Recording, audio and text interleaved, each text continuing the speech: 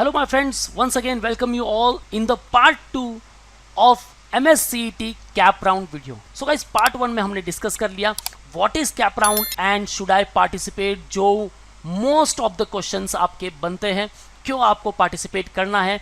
Now in this part we'll discuss about the steps involved, what is cap round, how I will get my seat in my respective college, how to take admission, fees required और not, सारे topics को हम cover करेंगे guys. Video की length काफ़ी लंबी ना हो जाए इसलिए हमने इसे दो पार्ट में डिवाइड कर दिया है. पार्ट 1 आई होप आप समझ गए रहेंगे. इन केस आपके कुछ भी डाउट्स है आप कमेंट सेक्शन में भी मुझे मेंशन कर सकते हो and even you can call on the respective number. Now let's start the part 2. Here we begins. Come to manual.com, then come to the BBA entrance. Here you can see the college admission process. बस यहाँ आना है. Cap round start होने वाला है guys. अब ऐसे में कोई भी गलती नहीं होनी चाहिए ताकि हमारी जो ड्रीम कॉलेज है हमसे छूट जाए. नाउ BBA CET को लेकर कैप प्लस कॉलेज शॉर्टलिस्टिंग का प्रोग्राम लॉन्च कर दिया मैनुअल ने at 0 cost. Yes guys, you heard it right.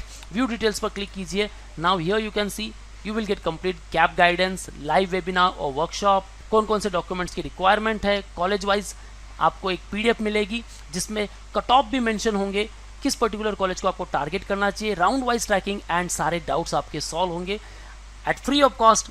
बस आपको क्लिक करना है, ऐड होना है एंड इन केस आप 1-to-1 मेंटरशिप चाहते हो then you can enrol for this particular programme at just 499.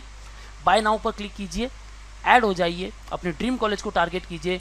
View details पर क्लिक कीजिए गाइज. यहाँ आपको ये सारे फीचर्स मिलेंगे.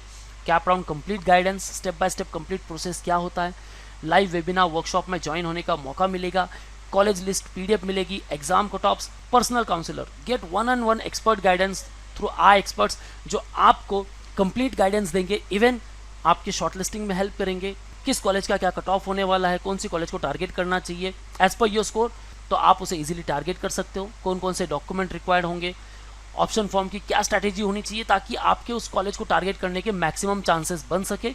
राउंड वाइज ट्रैकिंग होगी कंप्लीटली एंड प्रायोरिटी सपोर्ट. आपके क्वेरीज को रिजॉल्व करना हमारी प्रायोरिटी होगी guys. So what are you waiting for? Just click on buy now, be in a programme and target the top colleges you want in the first round. बात करते हैं which are the steps involve. So common admission procedure कहलाता है centralise admission process हमारा CAP round. अब इसमें steps क्या होते हैं? सो ये सारे स्टेप्स होते हैं. फर्स्ट ऑफ ऑल आपको रजिस्टर करना है ऑनलाइन. जिस तरह मैंने आपको बता दिया कि आपको रजिस्टर कैसे करना है. आपको अपनी एक प्रोफाइल बनानी है, सारे डॉक्यूमेंट्स को अपलोड करना है.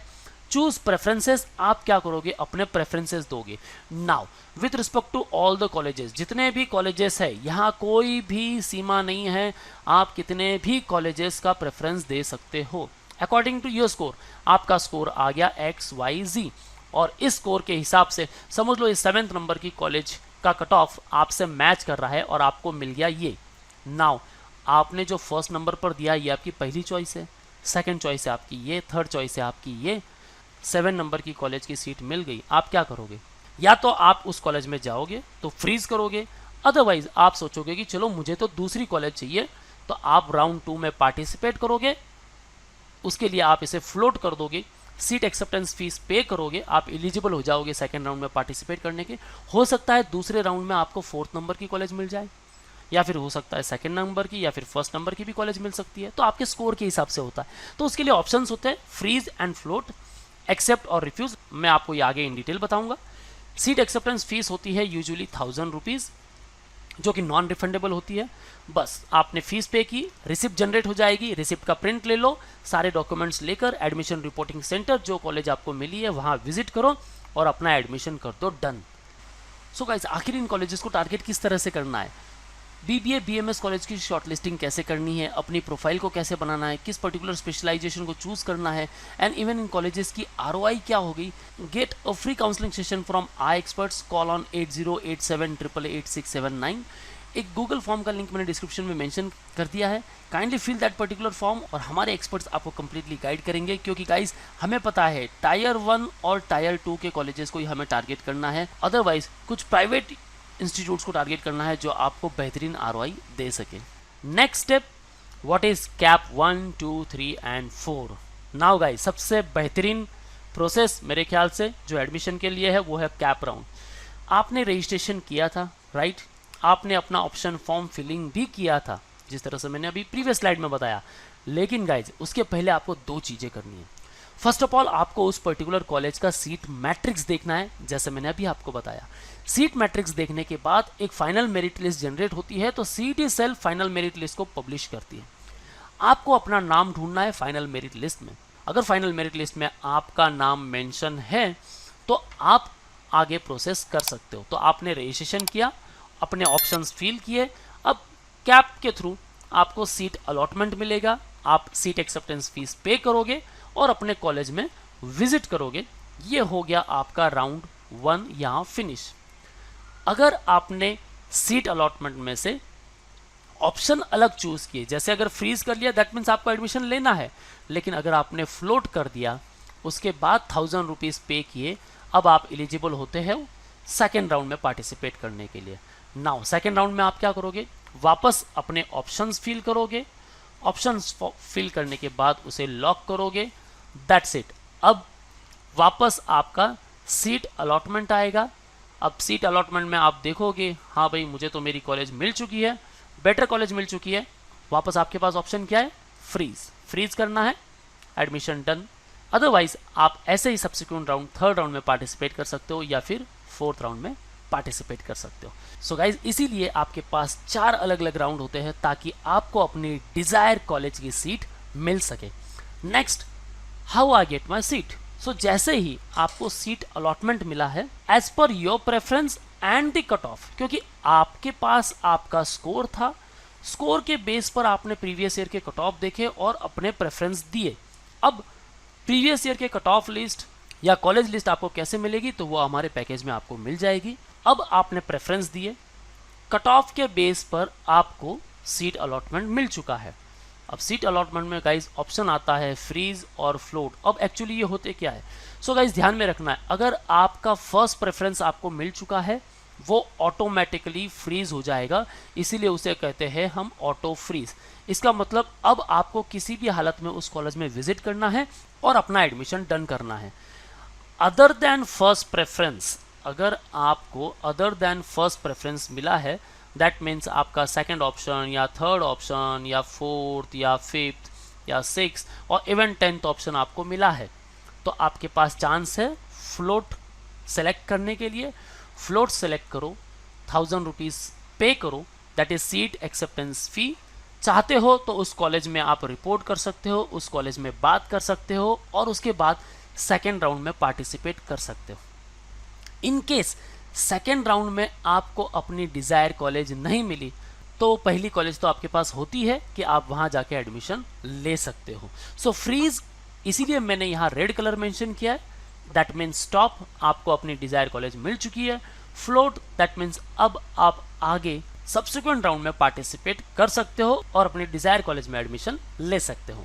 Next, how to take admission. So guys अब चाहे आपने सीट फ्रीज की या फिर फ्लोट की, लेकिन फाइनली आपको अपनी पर्टिकुलर सीट मिल चुकी है। Now you have to report to the allotted institute. जो भी कॉलेज मिली है वहाँ अपने सारे रिस्पेक्टिव डॉक्यूमेंट्स लेकर जाना है। सो डॉक्यूमेंट्स ऐसे में क्या हो सकता है, डॉक्यूमेंट्स को लेकर इन डिटेल वीडियो हमारे पैकेज में भी मिल जाएगी आपको, and will make another video soon. So guys बने रहना है हमारे चैनल के साथ भी और कैप प्रोग्राम के लिए इनरोल जरूर कर लेना है। सो फर्स्ट ऑफ ऑल आपके 10th, आपके 12th passing certificate, even marksheet. They after guys आपको ध्यान में रखना है आपका लिविंग सर्टिफिकेट, ये बहुत इंपॉर्टेंट है गाइज। लिविंग सर्टिफिकेट पर अगर आपकी माइनॉरिटी मेंशन है, आपको माइनॉरिटी सर्टिफिकेट की जरूरत नहीं। लिविंग सर्टिफिकेट पर अगर आपकी डेट ऑफ बर्थ मेंशन है, दैट्स ग्रेट, आपको और कोई डॉक्यूमेंट की जरूरत नहीं। लिविंग सर्टिफिकेट पर अगर आपका प्लेस ऑफ बर्थ मेंशन है तो आपको ना तो डोमिसाइल की जरूरत है और ना ही आपको बर्थ सर्टिफिकेट की जरूरत है। सो ध्यान में रखना है ऑल दोज कैंडिडेट जो महाराष्ट्र से बिलोंग करते हैं, अगर उनके लिविंग सर्टिफिकेट पर place of birth with in Maharashtra mention है तो आपको डोमिसाइल या फिर बर्थ सर्टिफिकेट बनाने की जरूरत नहीं, आप महाराष्ट्र स्टेट कैंडिडेट के थ्रू पार्टिसिपेट कर सकते हो। Rest other than Maharashtra state candidate, आपके living certificate place of birth वैसे भी अदर देन महाराष्ट्र होने वाला है तो आप ओपन कैटेगरी में ही आने वाले हो, ये चीज़ ध्यान में रखनी है। Now respective documents with respect to all the categories, अगर आप कैटेगरी से बिलोंग करते हो सच एज ओबीसी तो आपके पास होना चाहिए caste certificate, they after cast validity certificate, and even non creamy layer certificate, the NCL। Yes guys, EWS से बिलोंग करते हो, EWS से, तो आपको इनकम सर्टिफिकेट मेंशन करना ज़रूरी है और आपकी जो इनकम होनी चाहिए लेस देन 8 लाख रुपीज़ होनी चाहिए, तब आपको जाकर 10% रिजर्वेशन मिल पाएगा। So guys, overall seat matrix के थ्रू जाना है, हमें सारे कॉलेजेस की सीट्स देखनी है और उसके थ्रू हमारा एडमिशन लेना है। दे आफ्टर, अब मेन बात की फीस स्ट्रक्चर का क्या करें। जब आप अपने रिपोर्टिंग इंस्टीट्यूट में विजिट करते हो, क्या आपको कोई फीस देनी होती है? अब स्टूडेंट ऑफन कंफ्यूज होता है, क्योंकि उन्हें तो पता है कि सीट एक्सेप्टेंस फी उन्होंने 1000 रुपीज़ पे कर दी है।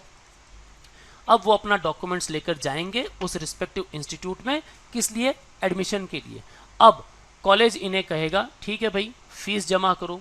तो देखो गाइज, शुरुआत में अगर आप कोई पैसा लेके नहीं जा रहे हो, कोई प्रॉब्लम नहीं है, आपके 1000 रुपीज़ की सीट एक्सेप्टेंस फीस और सारे डॉक्यूमेंट्स उस कॉलेज में जाओ, अपने एडमिशन कंफर्म कर लो। हाँ, यहाँ जो आपके सेमेस्टर वाइज जो फीस होगी उसका एक ब्रेकअप ले लो कि हाँ, मुझे सीट का ब्रेकअप दे दो फीस का, कि मैं इस हिसाब से पे करूँगा, और आप वहाँ ऑटोमेटिकली अपनी जो फीस है मंथ बाय मंथ या फिर जैसे आपका कॉलेज की पॉलिसी है, आप फीस पे कर सकते हो। लेकिन शुरुआत में ऐसा नहीं है कि भाई आप सीट एक्सेप्टेंस फीस पे करने के बाद, डॉक्यूमेंट्स वेरीफाई करने के बाद अगर आप कुछ अमाउंट दोगे तो ही आपका एडमिशन होगा, ऐसा कोई भी कॉलेज आपको नहीं कहेगा। हाँ, कॉलेज की एक डेट ज़रूर होगी कि इस डेट पर आओ और अपना एडमिशन डन कर दो, लेकिन फिर भी जो भी कॉलेज की फ़ीस है ऑफिशियल वेबसाइट गो थ्रू करो और उसका एक पर्टिकुलर अमाउंट अपने साथ लेकर जाओ ताकि कोई प्रॉब्लम ना आए। ओवरऑल गाइस, कैप राउंड में आपकी कोई फीस ज़्यादा लगती नहीं है। नाउ मोस्ट इंपॉर्टेंट पॉइंट वो है आगे, फीस रिक्वायर्ड और not in cap round. So guys, जैसे कि मैंने कहा है, अगर आपने अपने रिस्पेक्टिव CET के एग्ज़ाम दिए, आप महाराष्ट्र स्टेट के कैंडिडेट हो या फिर अदर देन महाराष्ट्र स्टेट के कैंडिडेट हो, CET एप्लीकेशन फॉर्म फिल किया है तो आपने अपने रिस्पेक्टिव फीस पे की है। Now cap round is completely free for you. आपको कैप राउंड का जो रजिस्ट्रेशन करना है उसमें कोई भी अमाउंट नहीं लगने वाला है। हाँ, अदर देन महाराष्ट्र स्टेट के कैंडिडेट, अगर आपने अदर कुछ एग्ज़ाम्स दिए हैं, नाउ उन अदर एग्ज़ाम्स के बाद आपको वापस कैप राउंड में ही पार्टिसिपेट करना है, तो कैप राउंड की जो भी जर्नल कैटेगरी को लेकर एक फ़ीस होगी वो आपको पे ज़रूर करनी है। And even same stand for the Maharashtra state candidate. अगर महाराष्ट्र का कोई कैंडिडेट है और उसने अदर एग्ज़ाम्स के थ्रू उस पर्टिकुलर इंस्टीट्यूट को टारगेट करने का सोचा है तो उसे कैप राउंड में फ़ीस पे करने की ज़रूरत है, और फीस नॉमिनेट होती है 800 या फिर 1000 रुपीज़ ओनली, ज़्यादा कुछ होता नहीं है गाइस। लेकिन हाँ, कैप राउंड के रिस्पेक्टिव जो राउंड्स होते हैं उनमें आपको जो 1000 रुपीज़ जाता है वो तो देना ही पड़ता है, क्योंकि सीट एक्सेप्टेंस फीस है। अब बेटरमेंट के लिए जाओगे 1000 रुपीज़ पे करने के बाद बेटरमेंट पे जा पाओगे, तो वो रिस्पेक्टिव राउंड में आपके 1000 रुपीज़ तो लगते ही है, वो आपको ध्यान में रखना है। हाँ, इंस्टीट्यूट आपसे ज़रूर फीस मांग सकता है, लेकिन कब? जब आप उनको रिपोर्ट करोगे, जब आप अपना एडमिशन डन करोगे, उसके बाद।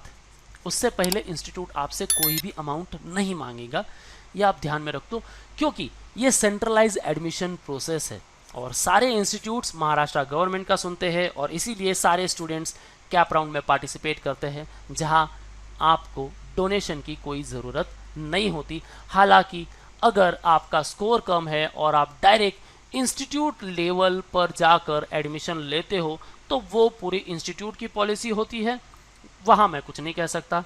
लेकिन मैं ज़रूर ये कहता हूँ कि आपको कैप राउंड में पार्टिसिपेट करना ज़रूरी है। कैप राउंड में पार्टिसिपेट करो और अपने रिस्पेक्टिव कॉलेज को टारगेट करो, चाहे स्कोर कुछ भी आया हो। Okay guys, so my friends, आज के वीडियो में इतना ही। आई होप यहाँ आपके सारे डाउट्स क्लियर हो गए होंगे। सो गाइज, आखिर इन कॉलेजेस को टारगेट किस तरह से करना है, BBA BMS कॉलेज की शॉर्टलिस्टिंग कैसे करनी है, अपनी प्रोफाइल को कैसे बनाना है, किस पर्टिकुलर स्पेशलाइजेशन को चूज करना है, एंड इवन इन कॉलेजेस की ROI क्या होगी। Get a free counselling session from I experts, call on 8087888679।